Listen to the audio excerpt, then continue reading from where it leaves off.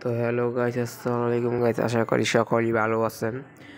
তো যারা Gmail delete করতে চান বা মোবাইল থেকে 4-5টা জিমেল হয়ে গেলে মানুষ জিমেল ডিলিট করে ফেলে, তো কিভাবে আপনি জিমেল ডিলিট করবেন তা নিয়ে আমি আজকে ভিডিও বানাচ্ছি।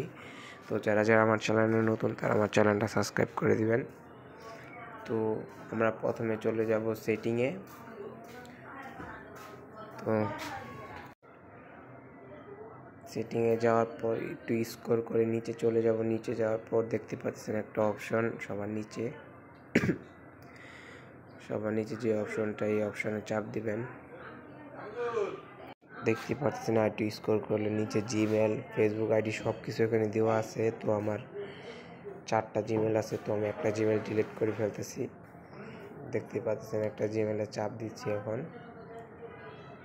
তো ঢোকার পর নিচে দেখতে পাচ্ছেন ডিলিট অপশন আছে একটা, ওই জায়গায় চাপ দেওয়ার পর ওকে দিবেন।